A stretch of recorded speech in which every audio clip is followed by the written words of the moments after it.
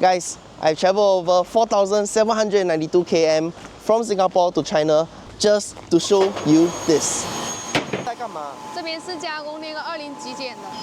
So what better way to learn about the quality of our products than by visiting the very place where it all begins, right? And that's why I'm here in Guangzhou, watching firsthand how our suppliers transform pure aluminium rods into your favorite aluminium panels and welding boards. And today, I'm gonna take you through that process. It all starts with aluminium rods. 这个就是铝棒。哦，这个就是铝棒。对。First, they are pressed into a properly sized mold to shape them into the right form. But before the mold can be used, right, it needs to be heated to the internal temperature before it can be installed into the machine. Notice how no one is touching the machine using their bare hands. That thing is hot.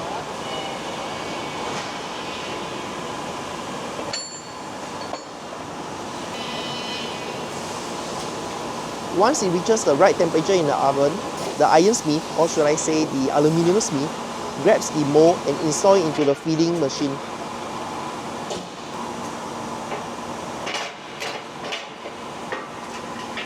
Next, he turns on the machine and loads in the raw aluminium rod. The machine will take some time to heat up the rods, but once it's ready, something here unexpected happens. 像这种是不行的。 这个不行的，不能用了。对对，这种是变形的，对，这种变形如果不行的话要换。And the machine squeezes out a defective batch. This isn't the end of the world. Our aluminium smith simply repeats that process, select the right mold, and fix it back into the machine. And this time, a perfect batch comes out.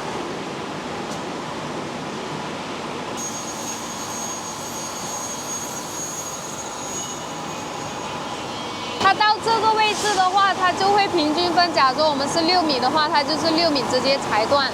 裁断过后呢，它再印出到那个位置去晾干，把它晾干它那个硬度啊，硬一点的过后呢，我们再把它收合起来，然后再到那边去切。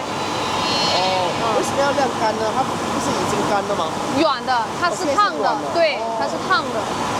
Once it's fully dried, it reaches peak hardness and is finally ready to be transported to the next location for further processing.